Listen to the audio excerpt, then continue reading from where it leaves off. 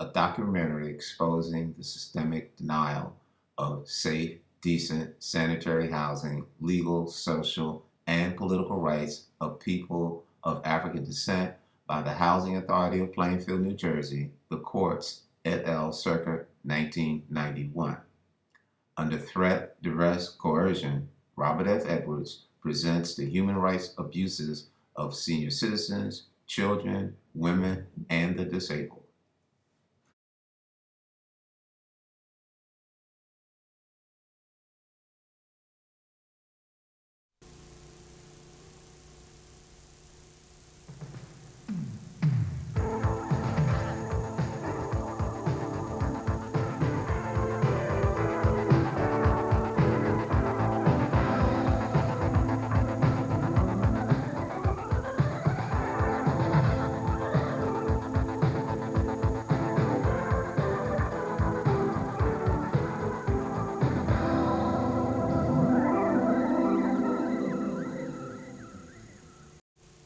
Good evening, ladies and gentlemen. This is Ed Long for Plainfield Speaks.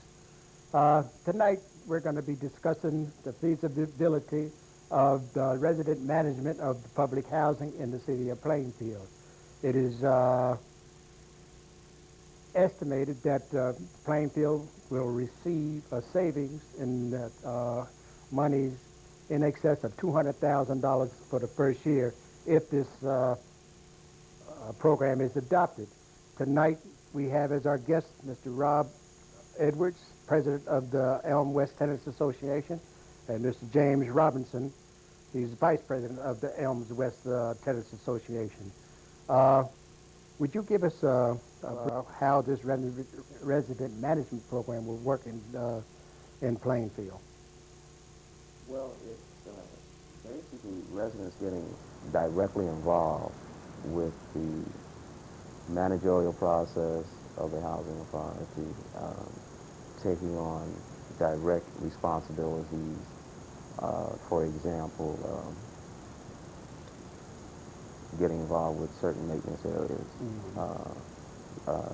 patrolling or being building captains. That's the beginning of it, but there's more to it than that.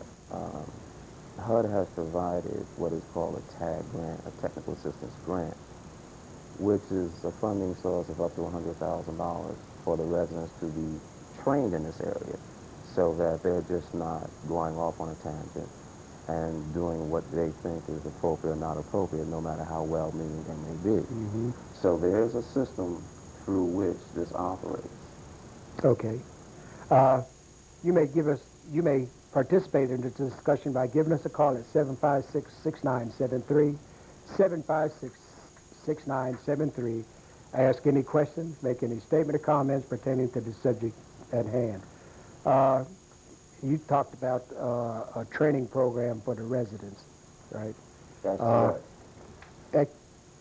Could you go into a little more detail as to how that would work?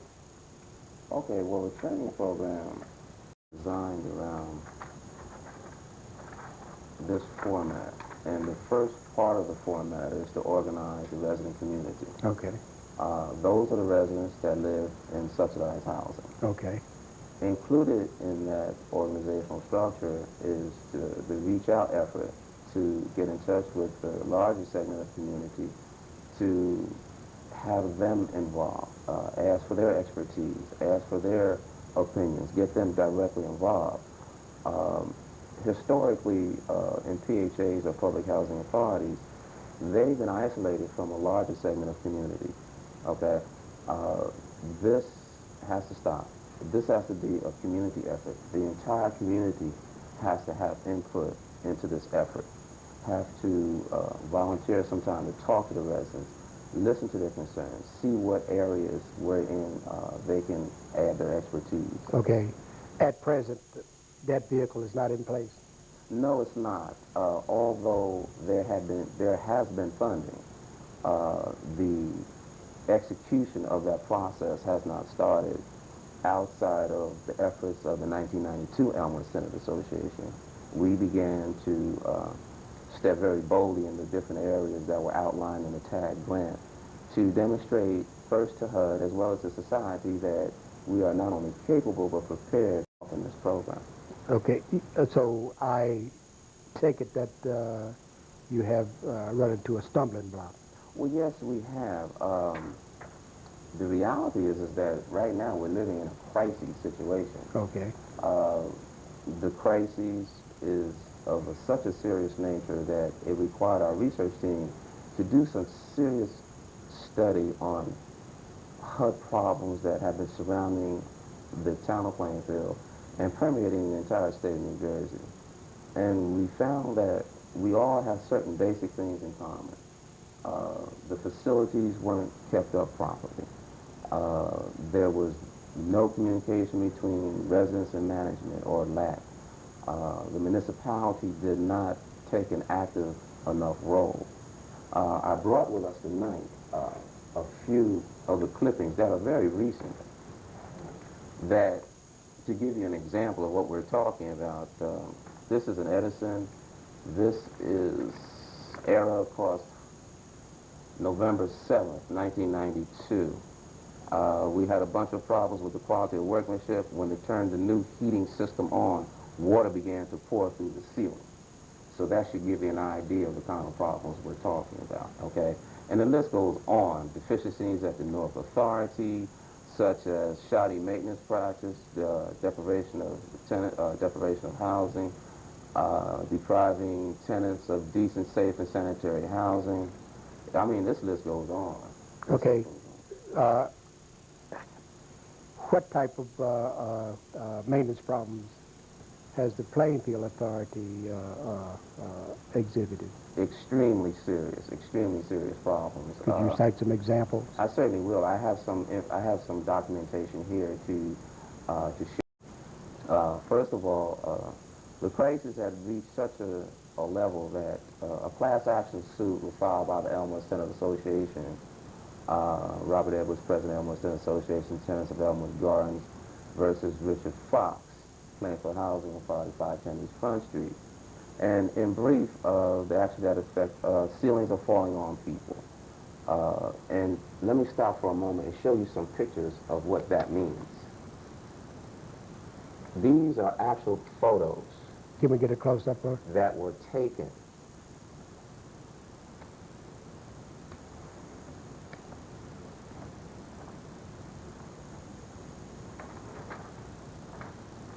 This was filed by the city of Plainfield, August 24th, 1992. Ceilings falling on the following apartments.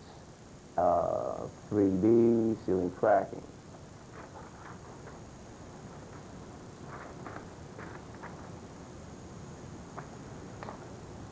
Ceiling falling, 3C and 3A.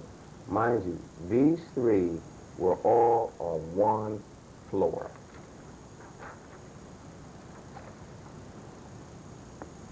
This looks like a shot of part of the ceiling fell with the wires exposed. Yeah.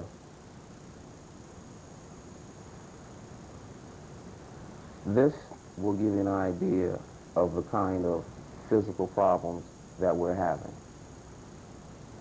When the ceilings are repaired, the next rain causes more leaks and more problems. So that would indicate to me that the problem is with the roof. Exactly. And has the roof been repaired? Well, we're talking about a roof that is 31 years old. It is a flat roof, and it's been estimated. I asked the contractor for his opinion, and in brief, I won't mention his name. It is my professional opinion as a general contractor and former roofer for 38 years that a roof that is 30 years old at this time has outlived its effectiveness and should be replaced. And when is that dated? When was that report? 8/30/92. So this is very recent. It's very recent. The 30th of August. Yeah. 92. I also approached the Plainfield City Council, 8/20/92. In brief, I said the ceilings are falling in, one on a tenant, and possibly endangering life. Their response was an agenda session, to meet at an agenda session and to bring in Mr. Fox, which they did. It was the strangest meeting I had ever been to because I was told I could not address any issue, but just sit there. Unfortunately, this individual just sat there and went off on a tangent of slander and whatever else that garbage was, and really did not deal with the issue, which I found rather strange. It seems strange to me if you're president of the Tenants Association, That's correct. and according to some of the documents that I've read here, is that there's supposed to be a partnership between the executive director and the tenants in order to resolve some of these problems, right? That is absolutely true. And it seems strange to me that the city council, during an agenda-fixing session, would deny you an opportunity to speak, because agenda-fixing sessions are designed to resolve a lot of issues prior to coming to the public. My understanding was somewhat limited, I must admit. I was under the impression that at this meeting, we were to sit down and look over the issue collectively and see where it can be solved. Now, that was thinking that I had when I went to this meeting. And I brought documentation. This problem goes back. This is a historical problem. Ceilings have fallen on people over the years in different buildings, okay? And so I went with that attitude and, with that perspective. But I was informed by the corporate counsel that the president of the council said that I was not allowed to speak, which I thought was rather strange, considering the seriousness of this, and I thought this input would be necessary. But that's what happened. At a later date, at another city council meeting, I did attend. I did present some more information, and some very interesting information. I don't know if they looked at it seriously or not, but one of the problems we have there is infestation of rats, roaches, and mice. The problem is bad to the degree that we signed a petition very recently and took it to the Department of Community Affairs. not Community Affairs, Department of Health and Safety Department. In Plainfield? Yeah. Okay, the health department. The Health Department. Okay.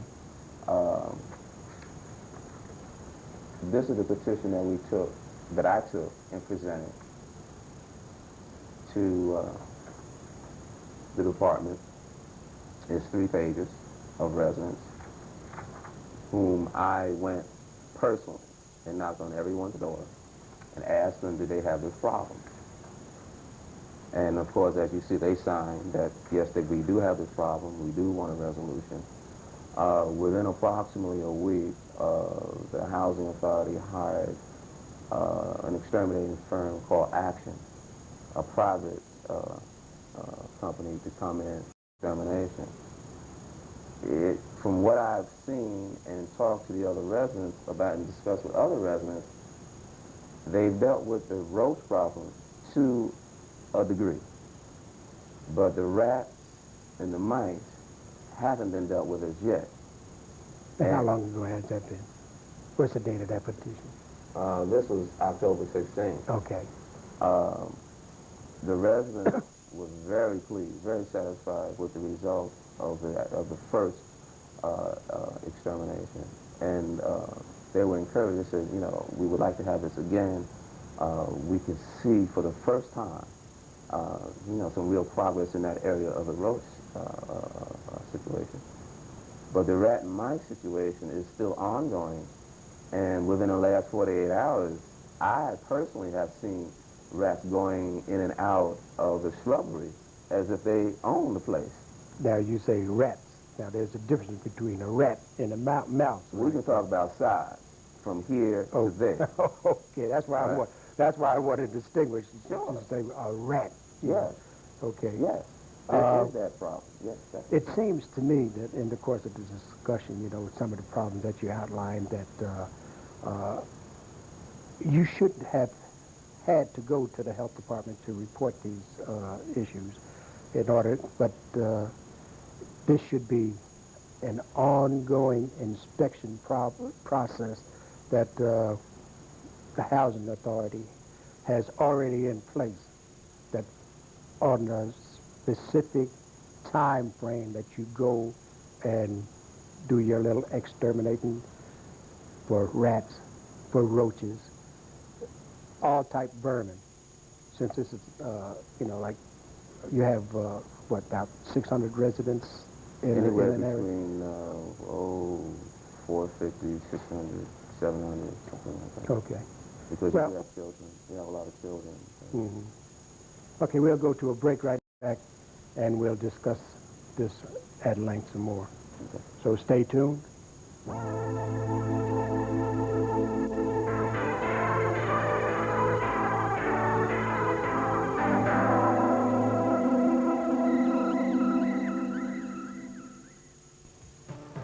Okay, we're back. We're talking to Mr. Rob Edwards, president of the Elms West Tenant Association, and Mr. James Robinson, vice president of the Elms West Tenants Association. Before we went to break, we were discussing some of the problems that exist in public housing in Plainfield, and more importantly, the condition of the ceilings. And from what you tell me, that is a direct result of the roof in disrepair. In addition to that, rat, roach, and mouse infestation. I understand that the Housing Authority in Plainfield had gotten a $5 million grant in order to take care of a lot of these problems. In talking to the people in Mr. Fox's office, I understand that they indicate that it wasn't $5 million, it was $3 million. Now that leads me to believe that, the Courier News, it was in the paper that it was $5 million. They come along and say it's $3 million, that it was a correction. I've never seen a correction. I see some newspaper clippings here from you that say it's $12 million. So it would indicate to me that there was multiple grants, which would indicate if you add all of those figures, it would be in the neighborhood of $20 million.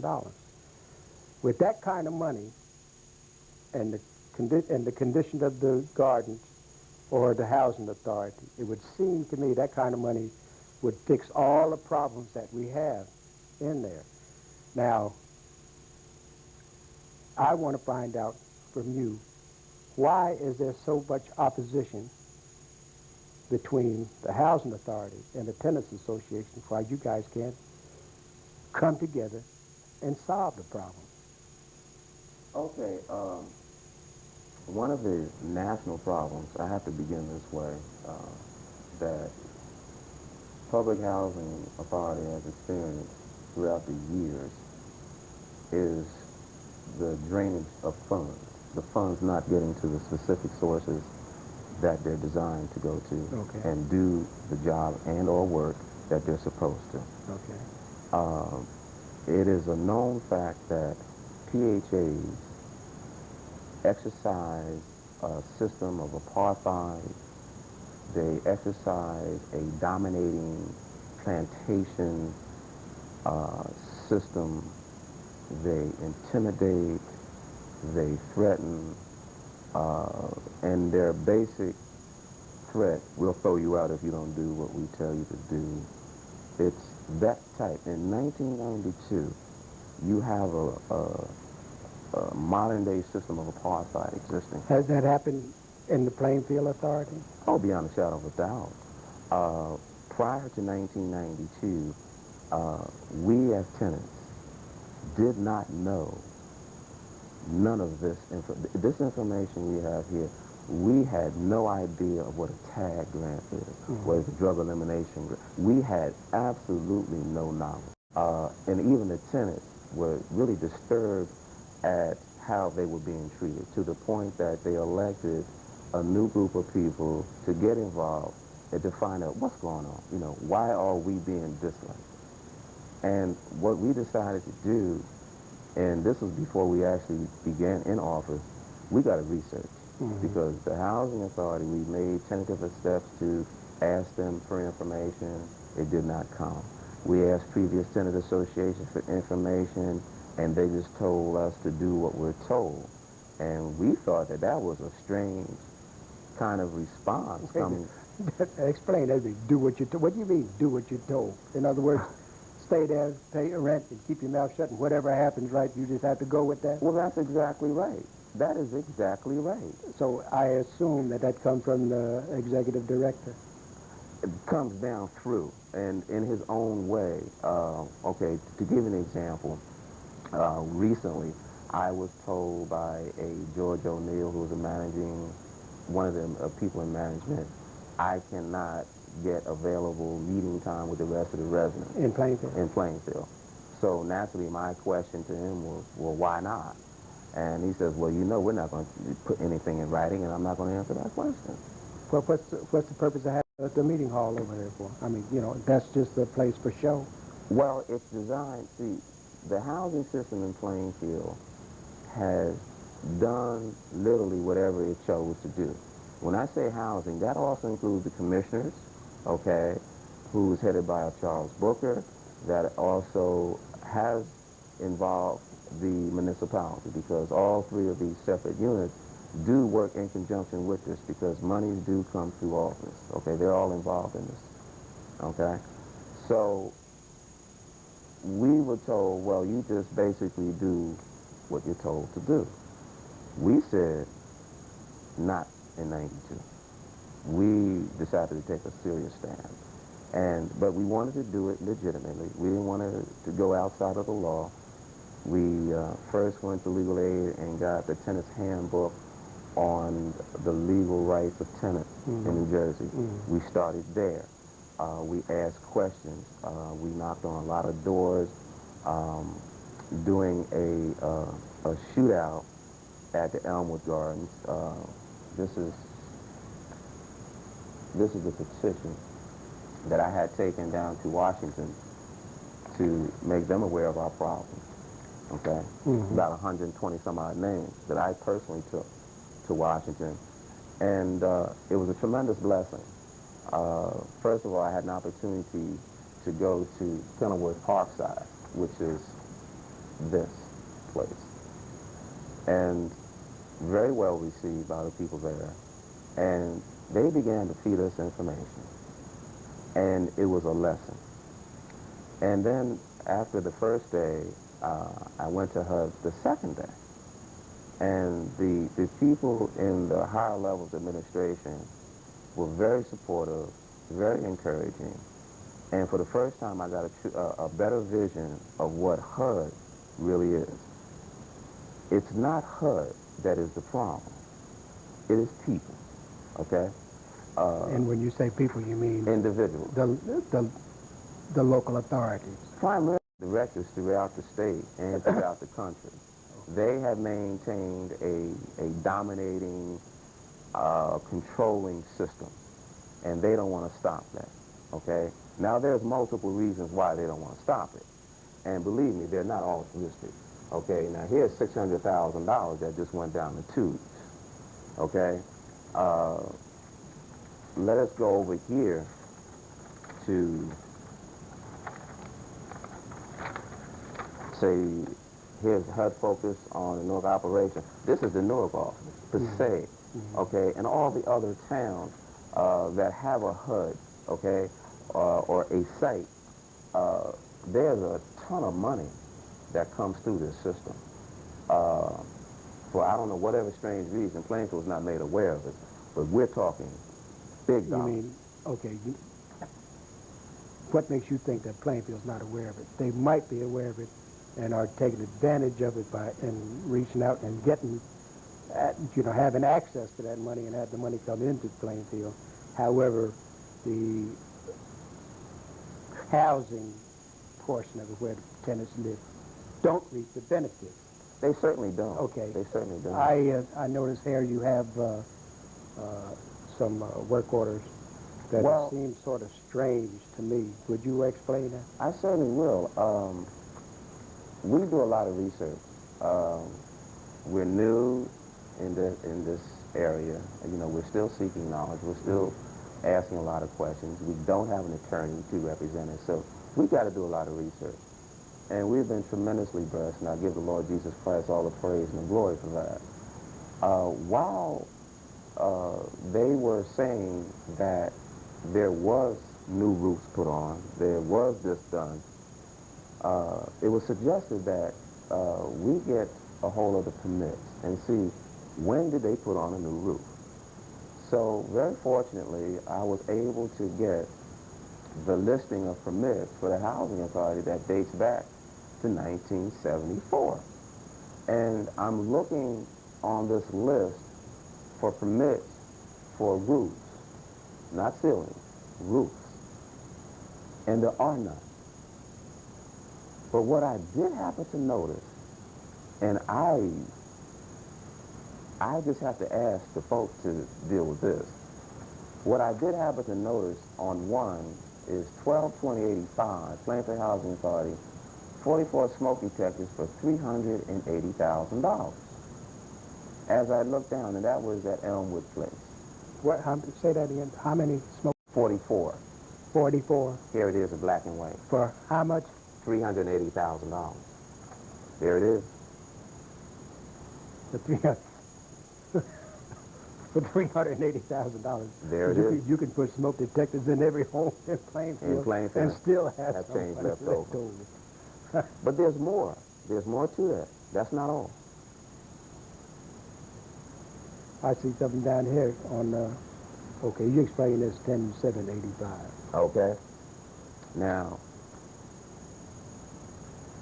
the name of the builder is L. Noonery and Son, and the permit number is 6901. And this is 12/20/85. This is Elmwood Place, so it says here. It says Elmwood Place again down here in this other section. This is 10/7/85, Plainfield Housing Authority Electric, $380,000 again with the same permit number. And the same contract. So that's $760,000. But that's not all. Okay. There's more. And here you have West End Gardens, 12/20/85. Plainfield Housing Authority, 128 smoke and fire detectors for $95,000. The same contractor, a different permit number. Well, tell me this. What's the difference? You got 128 smoke detectors for $95,000 on one hand. Then you got 44 smoke detectors for $380,000. What's the difference in the smoke detectors? And why the disparity in the funds? I still have a question mark. I still can't explain that. Was the Housing Authority contacted us out there? No, and the reason why is because there were other problems in this permit list. And I wasn't altogether sure about who I should contact, and I will be very honest. For instance, in 1975, you have ordinance repairs for $629,400. And then you have the same number again at West End Garden. Okay? And same day, same permit number. in the same permit number, and two different sites. At two different sites. Now, how are you going to have the same permit number on two different sites? Again, the question that I I really don't understand. You have here C.H. Saunders Construction, okay, for $319,000. And this is at Elmwood Gardens and Western Gardens addition. No, not addition. Yeah, alterations for $100,000, C.H. Sanders. And you have McLendon, $57,000 for 120 kitchen sinks. These indicate some strange figures, movement. There's such an inconsistency with this information and the money that they say they got. What? There's the $12 million there. That's what it says. Yeah, I've $12 million, and that's Courier News staff writer, right? Yes, it is. And then you have a breakdown in the corner about 3.5 on the Gardens, 1987, 4.7 million. There's something strange going on here. You have a site, Elmwood Gardens, which is literally falling apart. You have cracks in the building, all right? You have cracks outside the building. You have cracks inside the building. You have a sewer running under building 544 and 540. You literally, you know, they come and try to, but it's consistent, and that's a health problem. When the train passes by, what kind of effect does it have on? So it shakes the building very, very intensely too, and it seems to be getting worse because the cracks seem to be becoming bigger. Yeah, more pronounced. Now you can stand at one end of the hallway and see the cracks at the other end. You know, they're becoming very pronounced. But how often does do the maintenance crews come by to inspect those places in order to make the necessary repairs, or does the tenant association contact them to make them come over there and do what they're supposed to do? All right, one, the maintenance crew historically has been short-handed. They've never had enough people because there's approximately 473 units. Okay, let me ask this question. Okay.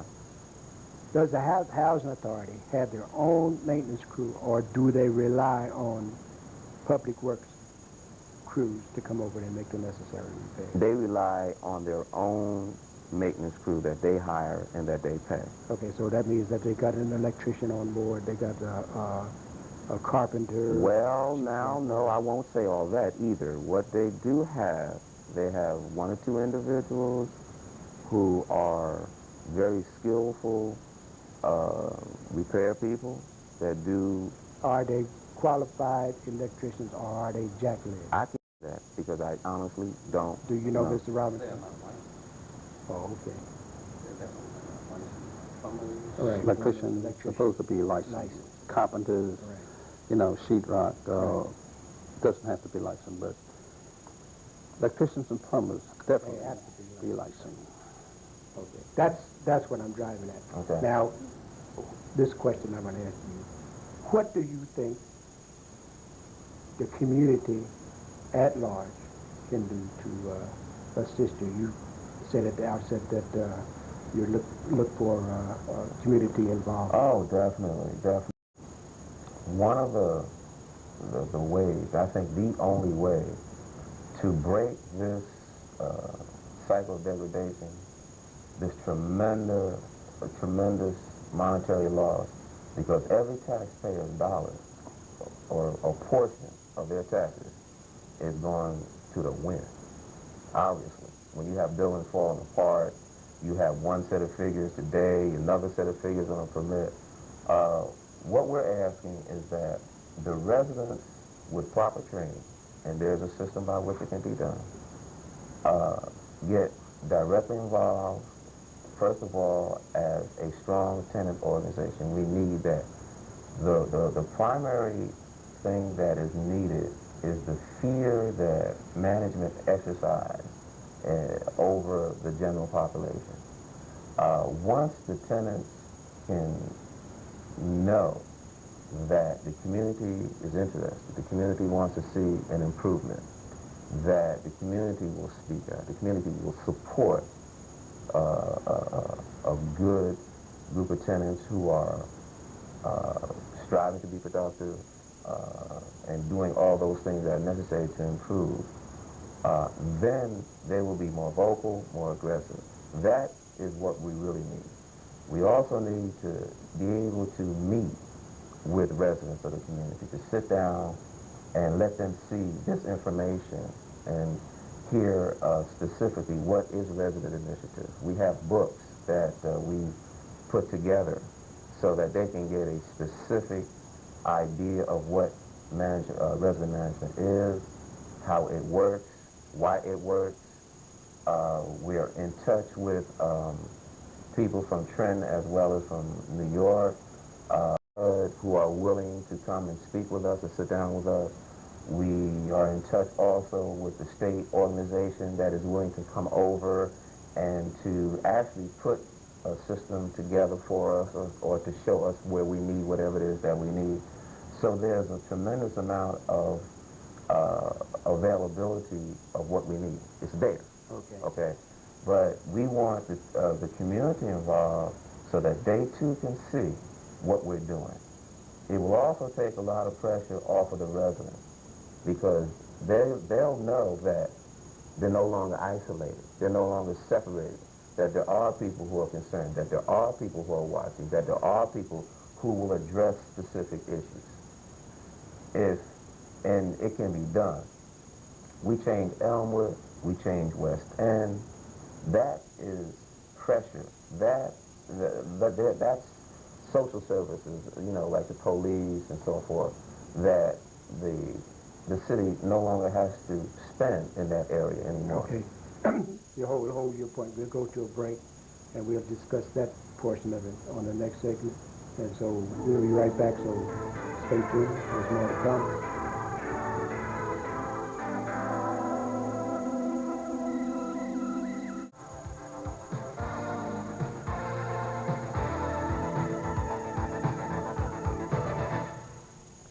Okay, we're back. We're talking to Mr. Rob Edwards, president of the Elms West Tenants Association, and Mr. James Robinson, vice president of Elms West Tenant Association.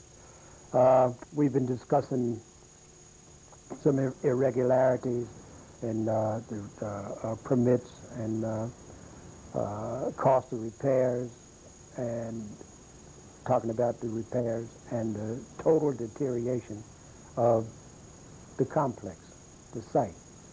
You may participate in this conversation by giving us a call at 756-6973, 756-6973. Ask them any questions, make any statement or comments pertaining to what we're discussing tonight. When we went to a break, you started to go into what the residents' responsibilities were. I'd like to know from you is that if resident management, the residents' initiative management becomes a reality in Plainfield, tell us what benefit the city will reap if that becomes a reality. In cost of savings, etc. The cost would, at this point, would be merely an estimate. Okay, so I have to be very honest. I would like to share with the community some information that kind of hits the nail on the head. What is resident management? Resident management is an empowerment process that places the responsibility for improving the quality of site and public housing properties into the hands of those who live there. To stop human, physical, and moral deterioration, congested, high-density, low-income public housing communities. Okay. Public housing activist Bertha Gilty defines the best resident management model as consisting of 5 components: leadership training, resident management organization, social service, economic development, and home ownership. Okay, so in other words, you're saying if this becomes the reality, there's a possibility that the residents can become the owner. Definitely. Okay, hang on a minute. Johnny, go ahead. Yes, how you doing? My name is Okay. of 116 Elm Place. I'd just like to say I appreciate what Mr. Robinson is doing and Mr. Edwards, Mr. Jim Edwards. Right. And I moved out roughly about 4 months ago, me and my family. Okay. And what they're saying is true, you know, that the buildings are deteriorating. There's no, you know, that the community is just going down in that area. Okay. And, you know, and the maintenance is far-fetched. Okay. You know, I mean, the guys they have there, they try to do their best, but, you know, like the guy was saying that, you know, there's no outside help, and then, you know, what the guys they have there, they just, you know, availability is not there, you know, it's enough guys. Would you answer one question? Were you intimidated by the housing authority at any time while you lived there? Was I intimidated? Well, they had, I can't recall the man's name, but we was living there, well, I was living there all my life, and I'm 30 years old now. Okay. And I know that, you know, sometimes if we have any type of discrepancies with the, you know, with the housing authority, they would pressure you far as, you know, they're going to evict you, and they wouldn't even give you a chance. And I used to live there. I lived there 30 years. Okay, that's what I mean. See, that's a form of intimidation that they say that, like, if you bring a complaint, and rather than address a complaint, they say if you keep on talking about it, we are going to evict you. That's intimidation, and that's something that they are not supposed to do. Right, and that's you know, that's primarily why we're residing somewhere else now. And at one time, you know, the place they used to try to keep the place, you know, upheld, and you know, it was a family thing. Yeah. You know, everybody could live together as one, and everybody knew everybody. Now, like I said, I've been going like 4 years, and you know, I go back to my old neighborhood. I come see Mr. Robinson. I come over his house and, you know, visit him. And Mr. Jim Roberts, you know. And, you know, we speak, and you don't even have to speak about what's going on because it's so visible. Yeah, okay. You know, so I'm just, like I said, I just want to congratulate them and keep up the good work because something has to be done. Okay, and thank you for calling. Yeah, thank you. Righto. That's interesting. That is very interesting. If one tenant had the heart enough to come out and say that he was intimidated, and that led him to say, well, he didn't need this aggravation to go out and find someplace else to live, you know, and then, you know, like I commend the guy for speaking out, you know. However, we need more people like that if we're going to make this a viable project to live in. You understand what I'm saying? Yes, I do. Okay, now, if you have that resident management initiative become a reality, all of those problems will become a thing of the past, right? Because what like you said, there will be pride in ownership. You will, I heard you say, hall captains and people that go around and police the area to make sure that the unsavory characters are not hanging around and things like that, which would take the burden off the police. Oh, definitely. I would like to share in brief the experience that I had. Go ahead. At Kenilworth Parkside when I went to Washington the first time. Okay. They just took me around the entire complex. They introduced me to the people that worked there. Okay. The security guards were residents. The maintenance people were residents. The people in the office were residents. Every function, the health department were residents. The tutorial service was residents. You had a daycare there also? I contacted Mr. Charles Booker. Okay. And we had He's chairman of the... He's chairman of the commission. Okay. And we had a private discussion about our concerns. There was some previous irregularities that I rather not go into right now that I brought to his attention, as well as the problem with the roof. There was no response other than a smile, something of a condescension, yeah, well, you know, and leading into anything. Nothing productive ever came out of any contact with the commission. Okay, how long ago was that? June, July, somewhere in that area. This year? This year. 92. There's one thing I would like to add, though. During the time that I have been in contact with all the not all, but most of the commissioners, I was very fortunate in having the Program Integrity Bulletin in November 1990 Public Housing Agency Commissioners. And that's put out by the... This is put out by the U.S. Department of Housing, the Office of the Inspector General. Okay. What this document is,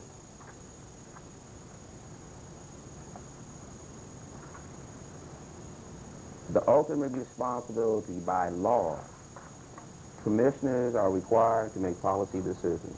Okay, hang on a minute. Hello, this is Plainfield speaking on the air. Go ahead. Good evening. My name is Commissioner Dixon Okay. from the Plainfield Housing Authority. Okay. I've been listening to Mr. Edwards and Mr. Robinson. Many of the things that they've addressed, that they've spoken to, let me just say that we as an authority have been trying to provide safe and decent housing and been actively working with the Elm West Tenants Association. Okay. I'd like to, at this point, just indicate that Mr. Edwards and Mr. Robinson do not speak for the tenants. Okay, he's been impeached and voted out of office. He does not speak for the Tenants Association anymore. Okay, could you tell me when this occurred? You can ask him. He's sitting right there. Well, you're on the phone. I have no idea what he's talking about. Okay. Well, see now, what I would like, what we would appreciate, okay, is to bring the new Tenants Association president and give them an opportunity to speak for themselves. Okay, who are they? We have a housing commissioner, Mrs. Lucretia Darby. And let me suggest if you would be in touch with our chairman, Mr. Charlie Booker, and appreciate you making arrangements for us to come on and defend ourselves against this onslaught, as it were. I've heard many tenants come in and make some comments also. Okay, I'd like to suggest this to you. You know, like we come on next week and we'll sit down together, Mr. Edwards and yourself or whatever commissioner you like to have on there, and then we'll discuss it together. Okay, that would be fine. Okay, I'll set that up. And Okay. Your name is Dixon? Dixon. Okay, Okay. right. So may I give you my number? Yes, Call please. me afterwards. Please. 561-3158. 3158. Okay, Okay, thank you so much. and thanks a million. Bye. Okay, would you care to respond to what he just said about when did this happen that you guys were voted out? Well, frankly, I really don't know what he's talking about because, first of all, they have, when I say they, the previous association had got involved in some irregularities during the course of their time there. Last year, 91, and Lucretia Darby, who happens to be one of the commissioners also. How can she be a commissioner and president of our tenants association? You can't do two. It's a conflict of interest. Well, she was president, and somehow or another they made her commissioner. I don't know why, but they did. And it was, I can somewhat show that to you. I have that in the document that I brought here. What has occurred throughout this, I mean, if he wants to bring it up. Hang on a minute. Ms. Plainfield, speak to you on the air. Go ahead. Yes. Yes. My name is Deborah Lee. I don't live in the Housing Authority of Plainfield, but I've been here for like 10 years. Okay. Originally, when I came here, it was like in the Fernwood Gardens, and we had a lot of problems, like what those two gentlemen are talking about. Okay. But I was wondering why, if they have all these problems, why don't they, like, all the tenants get together and take their money and have it put into like an escrow account so that it can turn into like a Marini defense. Could that happen at the housing authority there? Okay, everything is possible. You know, I'll let Mr. Edwards address that. That's a very good question, and it is a very good effort to try to resolve some of these issues. However, there is a group of residents who were basically last year's tenant association that were voted out, who have been throughout the entire year attempting to impeach the 1992 Elm West Tenant Association Board. They've tried to impeach us about 4 or 5 times now, okay?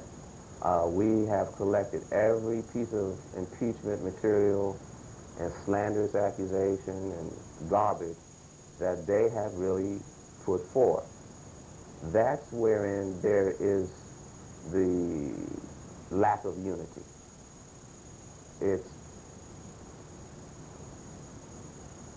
Go ahead. I'm listening. Okay. That's where the lack of unity is. There's basically about 5 or 6 people who the tenants had really voted out because they weren't doing anything. And when we got in, they began a lot of strange whatever. So we just got busy. We began to get involved. We began to question management. We began to question the commissioners. And we began to do our research. And that's really the reason why we don't have a real collective effort to resolve some of these issues. But in spite of the opposition, in spite of the lack of participation or support from the commissioners, we have still kept on fighting, and we're going to continue. Oh, okay. Does that answer your question? Well, somewhat. It seems as though he went a little around the corner because I know that I ran into those same type of problems when I lived at Fernwood Gardens. And I went ahead with going into court at that time. Those buildings were owned by, I don't know if I could say this on here or not, Esco. Okay. And while that stuff was going on, I didn't like, at that time there were a lot of drug dealers in that building. Yeah. Around then I had like small children. So I went out of the way to get these petitions up and take it down to the health department to, at that time, I forget what the mayor's name was then, but I think he was the CEO at the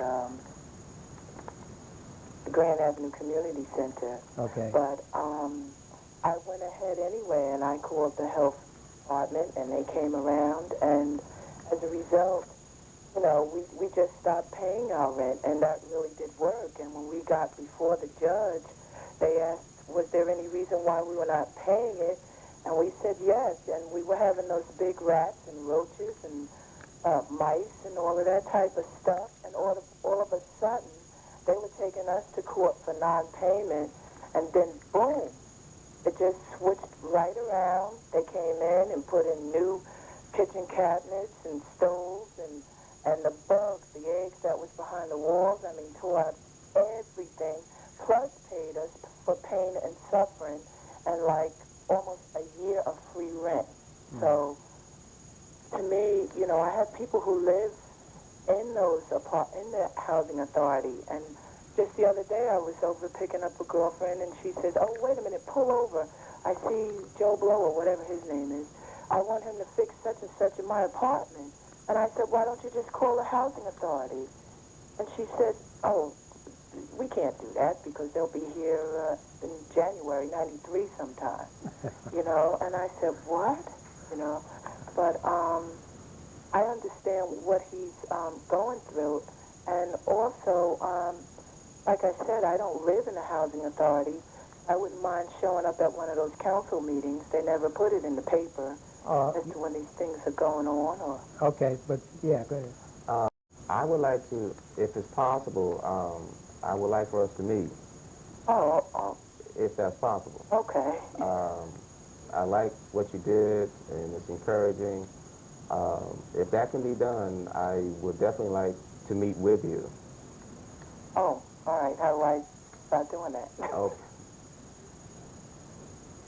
You want to give him your telephone number so he can contact Yes, you? I can be reached at 561-2589. Okay. okay. Well, you know what I look like, right? Okay. Thank Mr. you so much. Long, Okay. Pardon? Yes. my husband is Mr. Patrick John White. Okay. Okay. Oh, All right. okay. Fine. Thanks a lot. So long. Okay, and thanks for calling. All right. Bye. Bye. This has been a very interesting conversation, very enlightening. And however, we're looking forward to having you and Mr. Robinson and Commissioner Dixon or whoever else he wants to send in his place to continue this next week so we could see if we can resolve some of these issues. However, it seems to me that this resident management initiative seems like it would be a good idea for the city of Plainfield and for the residents, because once you have home ownership, you take pride in your place, and you won't let nobody come in and tear it up or have anybody hanging around loitering, et cetera, et cetera. Exactly. Yeah. That's exactly right. So I invite you to tune again next week so we can continue this discussion, and hopefully we could come to some amiable agreement to resolve these problems, and particularly exorbitant amount of this money that's going out, so we can find out what's happening. So again, I want to thank you for